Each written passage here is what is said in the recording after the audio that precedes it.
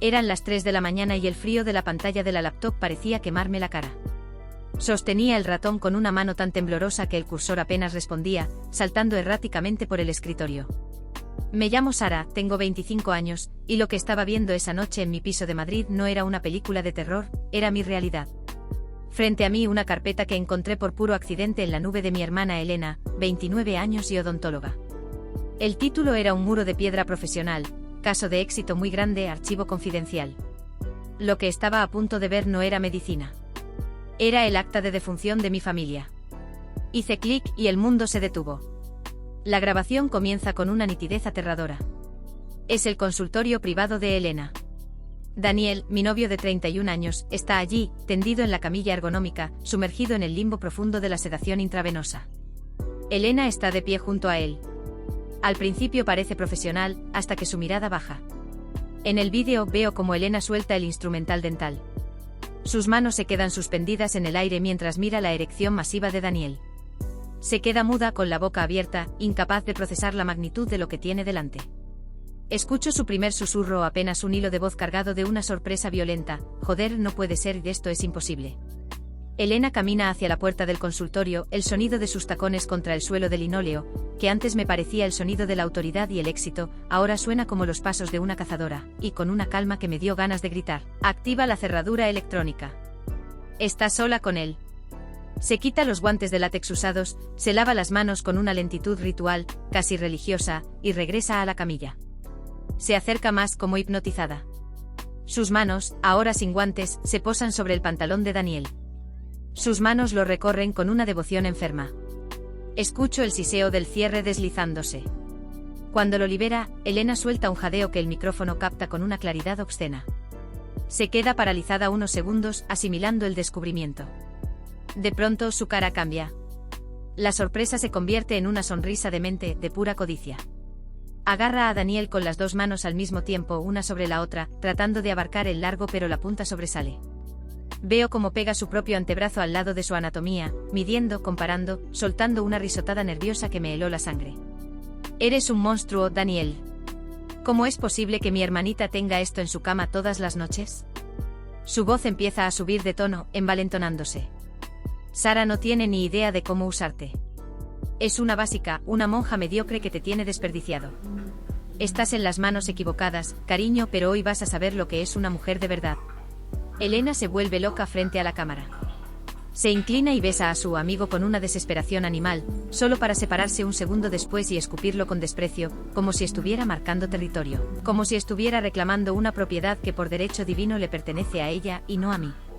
Se entrega a su hambre ahí mismo, en la camilla de cirugía. A través de los altavoces de mi portátil, escucho el sonido más humillante de mi vida, el sonido de mi propia hermana atragantándose con lujuria y una voracidad que me dio ganas de gritar. Se mueve con una saña que no es solo deseo, es odio puro hacia nuestra relación. Lo devora mientras la cámara capta cada segundo de su traición. Daniel, en su inconsciencia, parece responder al estímulo químico y físico, y eso termina de romper la cordura de Elena. Al terminar, mientras le limpia el rostro a Daniel con una delicadeza cínica, ella susurra con la voz rota por el esfuerzo: increíble que incluso sedado puedas venirte tanto. Eres auténticamente un milagro, Daniel. Se limpia la comisura de los labios con una gasa estéril, le acomoda la ropa con una frialdad quirúrgica y le da un pequeño golpe en la mejilla, como si fuera una mascota. Buen chico. El próximo martes nos vemos para tu tratamiento privado. Daniel, no vas a recordar nada de esto, pero yo no voy a olvidarlo nunca. Pero lo que me está matando ahora es la incertidumbre.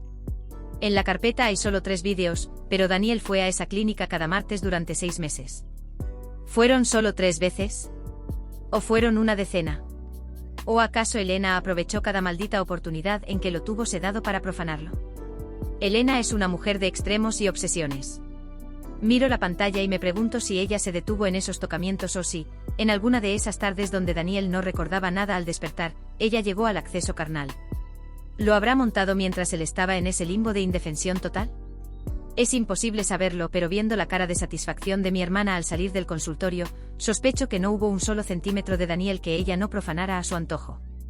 Muchos os preguntaréis cómo es posible que Daniel, un hombre de 31 años, volviera cada martes a esa clínica sin sospechar nada.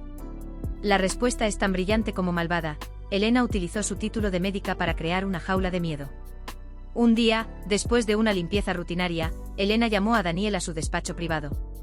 Con una cara de gravedad absoluta, le dijo que durante la exploración había notado algo alarmante, unas masas inguinales extrañas, ganglios inflamados que apuntaban a un tumor agresivo y silencioso. Elena le hizo el lavado de cerebro perfecto. Le dijo que por su ubicación, era un caso extremadamente delicado que ella podía tratar de forma discreta con masajes de drenaje y aplicaciones de fármacos locales para evitar una cirugía invasiva. Pero la estocada final fue psicológica. No se lo digas a Sara, Daniel. Mi hermana es muy inestable emocionalmente y si se entera de que tienes un posible cáncer, se vendrá abajo. Vamos a curarte en secreto. Daniel, que me ama por encima de todo, cayó en la trampa. Aceptó el pacto de silencio para protegerme. Iba cada martes a la clínica creyendo que estaba luchando por su vida, cuando en realidad solo estaba alimentando la obsesión enferma de mi hermana. Ella le pedía que se desnudara de cintura para abajo para analizar las masas, y mientras él cerraba los ojos rezando por su salud, ella se dedicaba a profanarlo con la impunidad que le daba su bata blanca, lo drenaba con locura y violencia. Pero no hablo de los ganglios. Yo no sabía lo del supuesto cáncer en ese momento, pero no soy estúpida. Empecé a notar que Daniel volvía de esas citas con la mirada perdida y una actitud esquiva. Una noche, durante una cena familiar en casa de mis padres, no aguanté más.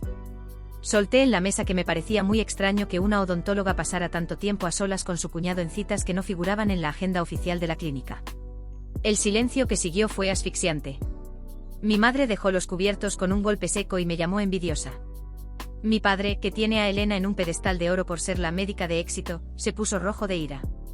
Me gritó que me callara, que Elena estaba ayudando a Daniel con un problema de salud complejo, que yo con mis 25 años y mi falta de estudios médicos no podía entender. Me trataron como a una paranoica, como a una hermana tóxica que quería manchar la reputación de la hija perfecta. Elena, desde la cabecera de la mesa, me miraba con una sonrisa de superioridad absoluta. Sabía que tenía a mis padres en el bolsillo y que mi voz no valía nada frente a su prestigio. Al ver que mi propia familia me daba la espalda y que Daniel estaba bajo un hechizo de terror médico, entendí que las palabras me iban a hundir. Necesitaba pruebas irrefutables. Cambié de estrategia, fingí que me había equivocado, le pedí perdón a Elena y volví a ser la hermana pequeña sumisa. Ella, en su soberbia, bajó la guardia. Aproveché cada descuido. Cuando iba a su casa, instalaba software espía en su portátil. Cuando me dejaba las llaves de la clínica para recoger unos papeles, buscaba las grabaciones de las cámaras de seguridad que ella misma instaló para su propio morbo. Fue así como encontré la carpeta del caso de éxito. Cada vídeo que abría era una puñalada. Ver a Daniel llorar de alivio después de una sesión, porque ella le decía que las masas estaban remitiendo, mientras yo veía en pantalla cómo ella se había aprovechado de él segundos antes, me destrozó el alma. Pero no podía frenarla todavía. Tenía que esperar. Tenía que dejar que Daniel fuera una vez más, y otra, para acumular suficiente material para que el caso no se cayera en un juzgado. Estaba cocinando una venganza que no solo le quitaría la libertad, sino que destruiría su nombre para siempre en el lugar donde más le dolía, frente a todos sus colegas. Lo más difícil de esas semanas no fue hackear su nube, sino soportar las reuniones familiares. Elena se sentía tan poderosa, tan dueña de la voluntad de Daniel, que empezó a arriesgarse de una forma asquerosa. Recuerdo una cena en casa de mis padres, celebrando el aniversario de bodas de ellos. Estábamos todos sentados a la mesa, el ambiente era supuestamente perfecto, pero Daniel estaba pálido, apenas probaba bocado. Yo estaba sentada a su lado y noté cómo su pierna temblaba. Miré de reojo a Elena, que estaba sentada justo enfrente de él. Ella comía con una parsimonia irritante, manteniendo una conversación trivial con mi madre sobre el nuevo máster que iba a impartir. Pero bajo el mantel, el juego era otro. Elena se había descalzado. Vi cómo su pie subía por la entrepierna de Daniel, moviéndose con una cadencia experta, frotando su bragueta con una fuerza que hacía que Daniel apretara los cubiertos hasta que los nudillos se le ponían blancos. Él no podía decir nada. En su cabeza Elena era la mujer que le estaba curando el cáncer, no podía ofenderla, no podía malinterpretar su cercanía. Elena me miraba a los ojos mientras lo hacía, sonriendo, preguntándome si Daniel y yo ya estábamos pensando en tener hijos. Era una tortura psicológica. Ella se regodeaba en el hecho de que me estaba robando a mi hombre bajo mis propias narices, usando su cuerpo como un juguete mientras yo le servía el vino. Incluso en mi propio salón, en mi terreno, Elena no respetaba límites. Una tarde vino a casa con la excusa de traernos unas vitaminas especiales para el tratamiento de Daniel. Yo estaba en el salón con ellos, pero sonó el timbre, era un paquete que esperaba de Amazon. Bajé a abrirle al repartidor, una gestión que no me llevó más de 3 o 4 minutos. Cuando volví a subir y abrí la puerta del piso, el silencio era absoluto, espeso. Daniel estaba hundido en el sofá, con la cabeza hacia atrás y la respiración pesada. Ella le había dado una dosis de sedantes líquidos, para el estrés, justo antes de que yo bajara. Elena no estaba sentada. Estaba de rodillas en el suelo, entre las piernas de Daniel, que tenía los pantalones bajados hasta las rodillas. Ella estaba de espaldas a la puerta, tan absorta en lo que estaba haciendo que ni siquiera me oyó entrar. La vi moverse con una violencia frenética, con una desesperación de alguien que sabe que tiene el tiempo contado. Se atragantaba con él, emitiendo unos sonidos de animal hambriento que se me clavaron en el cerebro. Daniel apenas podía balbucear, con las manos colgando a los lados, totalmente entregado a la droga. En cuanto escuchó el roce de mis llaves sobre el mueble de la entrada, Elena se incorporó de un salto con una agilidad diabólica. Se limpió la boca con el dorso de la mano y, mientras le subía la bragueta a Daniel a toda prisa, me miró con una sonrisa desencajada, con las mejillas encendidas por el esfuerzo. Le ha dado un bajón de tensión, Sara. He tenido que tumbarlo y reanimarlo rápido, me dijo con la voz rota, intentando recuperar el aliento. Tenía los labios hinchados y los ojos brillantes de pura adrenalina. Tuve que apretar los puños de tal manera que las uñas se me clavaron en las palmas para no saltarle al cuello. En ese momento lo supe, Elena ya no era una hermana, era un parásito que se alimentaba de mi vida. Lo que ella no sabía es que aunque yo fingiera creerle, mi cámara de seguridad, la que camuflé en el estante de los libros, lo había captado todo desde un ángulo cenital. Al revisar la grabación esa noche vi cómo, en cuanto cerré la puerta para bajar al portal, ella se lanzó sobre él como si fuera su última cena. Vi cómo lo manipulaba, cómo lo usaba y cómo, justo antes de que yo entrara, le susurró al oído: «Eres mío, Daniel». Sara solo tiene las sobras. Verla limpiarse los restos de Daniel con una de mis servilletas de tela y guardársela en el bolso como un trofeo fue el punto de no retorno. Ya tenía suficiente. Ya no eran solo sospechas de una paranoica o vídeos clínicos de una nube privada. Eran pruebas de un abuso sistemático en mi propio hogar. Estaba lista para el Congreso. Estaba lista para ver cómo su mundo de bata blanca y prestigio se quemaba hasta los cimientos frente a todos sus colegas. Lo que me persigue por las noches no es solo lo que ella hizo, sino el hecho de que yo se lo puse en bandeja por un despiste estúpido. Fue un sábado por la tarde. Daniel estaba en pleno tratamiento en la clínica. Elena le había dicho que esa sesión era crítica para limpiar los conductos. Yo estaba en la sala de espera, pero me di cuenta de que me había dejado las llaves del coche dentro del consultorio. En lugar de entrar, me distraje con una llamada de trabajo que duró más de 20 minutos. Me quedé en el pasillo hablando de presupuestos absurdos, mientras a escasos metros mi hermana estaba terminando de destruir mi vida. Cuando colgué entré sin llamar. La puerta no estaba bloqueada del todo. Elena, en su ansia, se había olvidado de asegurar el cierre electrónico. Lo que vi me dejó seca, sin aire. No eran solo caricias, no era solo ella atragantándose con él. Daniel estaba en la camilla, en esa posición de total vulnerabilidad, con las piernas abiertas y los ojos en blanco por la sedación. Elena se había quitado la bata y la falda. Estaba montada sobre él, moviéndose con una cadencia violenta, agarrada a los hombros de Daniel como si quisiera fundirse con su piel. Escuchaba el sonido de la carne chocando contra la carne y los gemidos de Elena, que no eran de placer, sino de posesión. Estaba reclamando su botín. Lo estaba cabalgando con una furia demente, susurrándole cosas al oído que él no podía entender, pero que la cámara de la clínica, que yo ya estaba monitorizando desde mi móvil en ese momento, grababa con un detalle asqueroso. Vi cómo Elena le clavaba las uñas en el pecho a Daniel, dejando marcas que luego ella misma curaría con antiséptico. Vi cómo lo usaba como si fuera un semental de alquiler, sin importarle que estuviera prácticamente inconsciente. En ese momento Elena llegó al clímax y se desplomó sobre él, temblando, mientras Daniel soltaba un quejido sordo, un reflejo animal de un cuerpo que estaba siendo saqueado. Me quedé paralizada tras la puerta entreabierta, viendo cómo ella se limpiaba con una parsimonia que me dio náuseas. Se vistió rápido, le subió los pantalones a Daniel y le inyectó el reactivador para que despertara. Me fui de allí antes de que me vieran, con el estómago revuelto y una rabia que me quemaba la garganta. ¿Cómo pude ser tan idiota de quedarme hablando por teléfono mientras ella se lo follaba en esa camilla? Ese momento detrás de la puerta de la clínica lo cambió todo. Ya no era solo una sospecha, ya no era una perversión de tocamientos. Era una violación sistemática ejecutada por mi propia sangre. Salí de ese pasillo con las piernas temblando, pero con una claridad gélida en la mente. Mi culpa por haberme distraído con esa llamada de trabajo se transformó en un odio puro, afilado y paciente. Esa noche, mientras Daniel dormía a mi lado, ajeno a que su cuerpo había sido saqueado por su cuñada, yo me pasé las horas revisando las grabaciones de la cámara oculta en mi móvil. Vi el acto desde 3 ángulos distintos. Vi la cara de triunfo de Elena. Ahí supe que meterla en la cárcel no era suficiente. Necesitaba que su caída fuera tan pública y ruidosa que no pudiera volver a mirar a nadie a los ojos en lo que le quedara de vida. El Congreso Nacional de Odontología en el centro de Madrid era en 3 días. Elena era la ponente estrella. El escenario estaba servido. El día del Congreso, el aire en el hotel de lujo se sentía eléctrico. Elena estaba radiante, vestida con un traje sastre blanco hueso, moviéndose entre la élite médica con una arrogancia que me daba ganas de escupirle. Mis padres estaban en la primera fila, con el pecho inflado, listos para ver a su hija perfecta dar una charla sobre ética médica y el sagrado vínculo con el paciente. Una maldita broma de mal gusto. Llegué temprano y, usando mi pase de familiar, entré en la cabina técnica. Los técnicos estaban saturados con las luces y el sonido. Me presenté como su asistente personal y les dije que Elena quería cambiar su presentación de PowerPoint en el último minuto por una versión con vídeos de alta resolución. Nadie sospechó nada.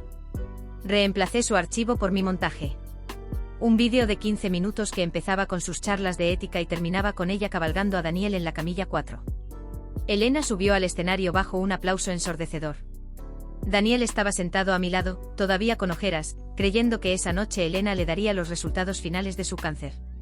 Mi hermana se acercó al micrófono, ajustó sus gafas con suficiencia y empezó: nuestro deber es proteger al paciente en su momento de mayor vulnerabilidad.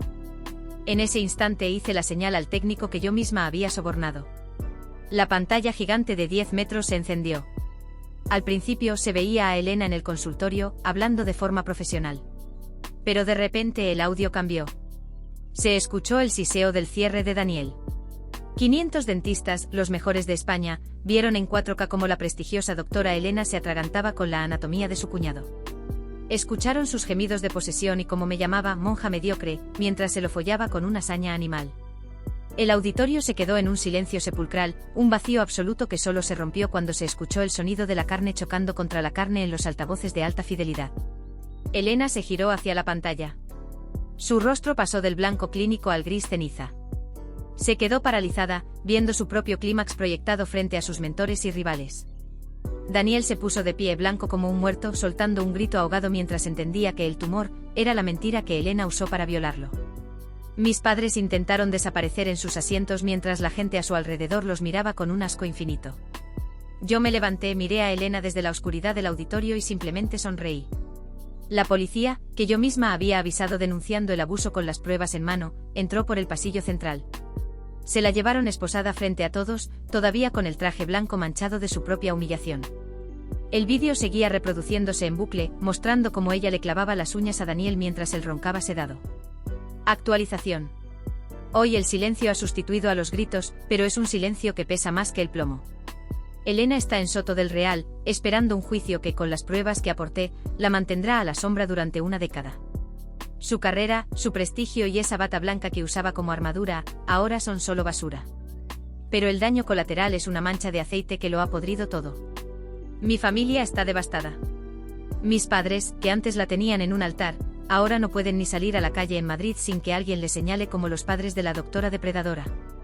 Vinieron a mi piso hace 3 días. Estaban irreconocibles, envejecidos 10 años en una semana. Mi padre, ese hombre que me mandó callar en la cena, se arrodilló frente a mí llorando, pidiéndome perdón por no haberme creído, por haber preferido el brillo de los títulos de Elena antes que la palabra de su propia hija. Los eché. No por odio, sino porque cada vez que los miro, veo la cara de Elena sonriendo detrás de ellos. Hay perdones que llegan tan tarde que ya no sirven para nada. Pero lo que más me desgarra es Daniel. El hombre fuerte y protector que conocí se ha convertido en una sombra que tiembla cuando alguien camina detrás de él. Lo encontré ayer en el balcón, mirando a la nada. Me confesó entre sollozos que lo que más le dolía no era el abuso físico, sino la manipulación del miedo. Sara, yo pensaba que me estaba muriendo, me dijo con la voz rota. Cada vez que ella me tocaba, yo cerraba los ojos y pensaba que era el precio para seguir a tu lado. No quería asustarte, quería luchar ese cáncer imaginario en silencio para que tú no tuvieras que pasar por el luto. Daniel se siente estúpido, se siente violado y sobre todo, siente que su amor por mí fue el arma que Elena usó para destruirlo. Su sacrificio fue la llave de su propia jaula. Nos hemos reconciliado, sí. Dormimos en la misma cama, pero hay un abismo invisible entre los dos. Cuando trato de acariciarlo, noto como sus músculos se tensan por puro instinto, un reflejo condicionado de meses de sedación y abusos. Elena se metió tan adentro de nuestra relación que ahora, incluso cuando ella está tras las rejas, parece que siempre hay una tercera persona en la habitación. Estamos intentando reconstruir algo sobre las ruinas, pero es difícil cuando sabes que tu hermana lleva en su vientre un recordatorio vivo de esa traición. Daniel me mira y yo sé que ve a Elena. Yo miro a Daniel y no puedo evitar recordar el vídeo de la clínica. Estamos juntos, pero estamos rotos. Pensé que después del congreso el horror se detendría, que el silencio de la celda de Soto del Real sería el fin de la historia. Pero hace 2 días llegó un sobre marrón a casa. No tenía remitente, pero el sello de la institución penitenciaria lo decía todo. Dentro no había una disculpa, ni una confesión de culpa. Había una ecografía y una carta escrita con la misma caligrafía perfecta y fría con la que Elena firmaba sus recetas médicas. La voz de mi hermana parece resonar en mi cabeza mientras leo sus palabras. Querida Sara, ¿pensaste que habías ganado? Ganaste un vídeo, ganaste un juicio, pero yo he ganado la eternidad. Estoy de 8 semanas. Aquel sábado en la clínica, mientras tú hablabas por teléfono, yo estaba asegurando mi futuro. No solo tomé su cuerpo, tomé su semilla. Daniel no podrá olvidarme nunca, porque cada vez que mire a este niño, verá mis ojos. Disfruta de tus obras, hermanita, porque mientras tú tienes que lidiar con un hombre roto, yo llevo dentro la única parte de él que todavía es perfecta. Este hijo es mi victoria y será tu condena. Cuando le mostré la carta a Daniel, no gritó. No lloró. Simplemente se derrumbó en el suelo de la cocina. El saber que la mujer que lo violó usando el miedo a la muerte ahora lleva un hijo suyo, lo ha terminado de quebrar. Elena lo planeó todo, sabía sus días fértiles y usó a Daniel como un donante forzado. Ella no quería solo placer, quería un vínculo biológico indisoluble. Quería que cada vez que Daniel intentara besarme, recordara que hay una parte de él creciendo en una celda, alimentada por el odio de mi propia hermana. Ahora el silencio en casa es aún más pesado. Daniel apenas habla y yo paso las noches mirando la cuna vacía que alguna vez soñamos llenar nosotros, sabiendo que la primera que se llenará será la de una prisión. Elena me ha quitado el pasado, me ha robado el presente y ahora pretende adueñarse de mi futuro a través de un bebé que es el trofeo de un abuso. Daniel no ha vuelto a ser el mismo desde que leyó esa carta. A veces lo cazo mirándome el vientre con una mezcla de anhelo y terror, como si comparara una vida que nunca tuvimos con la que ahora crece en una celda de Soto del Real. Elena no solo nos robó la intimidad, nos robó la capacidad de ser padres sin sentir asco. Lo que me quita el sueño no es el juicio por el embarazo forzado, ni siquiera es verla a ella tras el cristal. Lo que me aterra es que Elena tiene razón en algo, ese niño es inocente, pero lleva el diseño de un plan maestro. Es el caballo de Troya de mi propia hermana. Ella sabe que Daniel es un hombre bueno, y cuenta con esa bondad para que dentro de unos años, él no pueda evitar querer conocer a su hijo.